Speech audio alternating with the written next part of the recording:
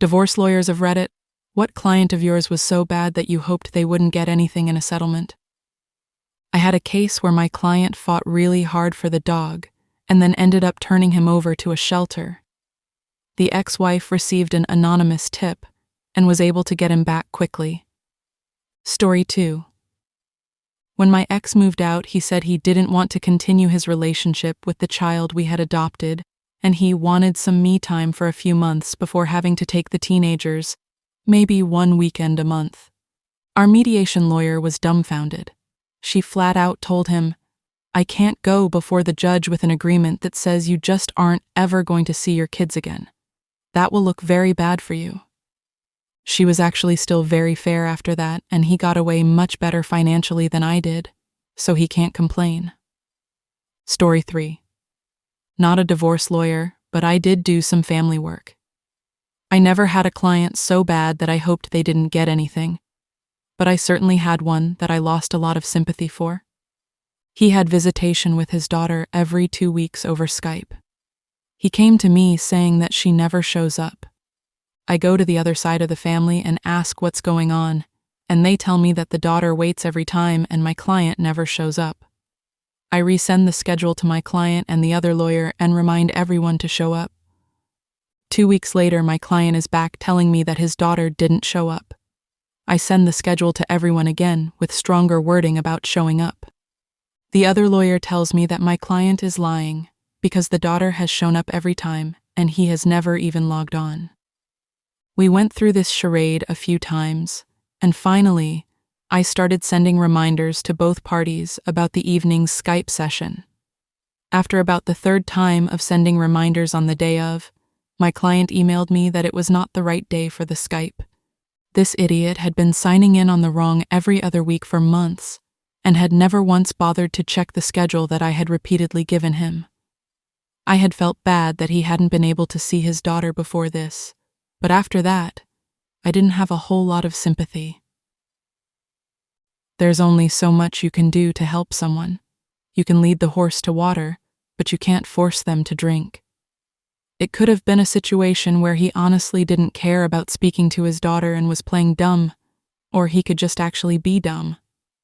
Story 4. I wasn't the lawyer, but my close family member was. This couple had 2 kids, one of which was healthy, and one that was severely disabled. 24-hour-a-day care, more surgeries than birthdays, will never have a normal life. Might learn to speak a word or two eventually, but will never be out of diapers, kind of disabled. My client's idea of the divorce was that his soon-to-be ex-wife would take the disabled kid and move out of the house. He would keep the house, and the healthy kid and his girlfriend would move in. He would contribute nothing to the ex-wife and nothing toward the care of the disabled kid for the rest of his life. The judge was not impressed. She got everything the judge could give her: the house, the nicer car, both kids, alimony, and the maximum child support allowed by law. I think the judge would have turned the guy over his knee and spanked him if it had been possible. Story 5. I am a lawyer, but not a divorce lawyer. I met someone who used to practice in matrimonials, but switched to criminal defense. Their logic was simple. You can reason with most criminals because they want to look out for themselves, but clients in divorce? They will hurt themselves to spite others. I have since heard all the stories, and I will never practice in that field. The biggest difference between criminal and family law is mentality. Criminals know they messed up and got caught, and now they need you to help them out. They can usually be reasoned with. People in family law cases cannot be reasoned with. These are regular people who have had their whole lives flipped upside down, and their kids and their money are on the line. All logic goes out the window, and they're sometimes running purely on illogical emotion. You can try to steer them the best you can, but it's like bartending at closing time when you're trying to get the drunkest people to leave on their own. Story 6. Not an attorney, but my parents spent tens of thousands on divorce and drug us kids through all the crap associated with it, only for them to get back together 8 months later, not fully going through with the divorce and setting us back financially for years. We lost all of our cattle and most of our land. This followed with 10 years of them constantly fighting and hating each other until they got divorced when I was 19. They once again spent thousands and drug us kids along with them, using us as pawns against each other with threats of cutting us off if we didn't comply.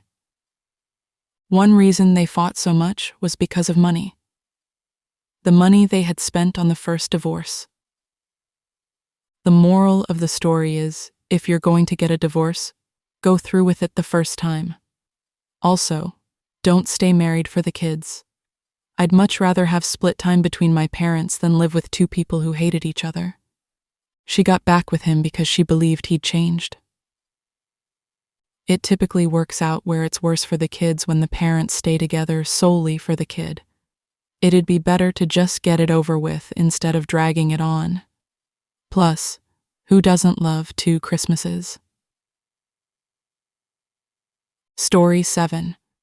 Not a divorce lawyer, but this happened with a family member.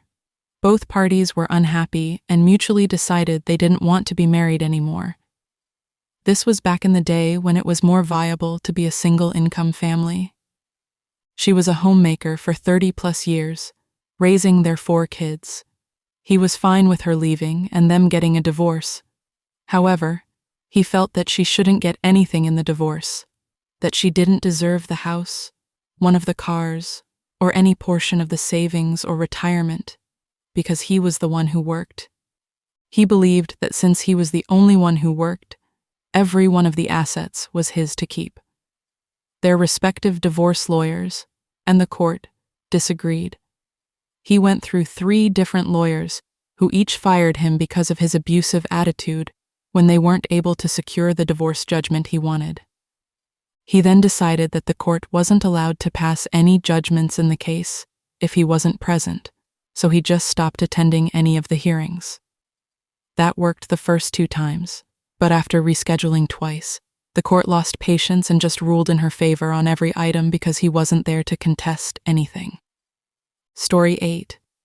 My ex's lawyer apologizing to my lawyer happened a lot throughout my divorce, and it was oddly satisfying, in an "oh, so it really wasn't just me" kind of way.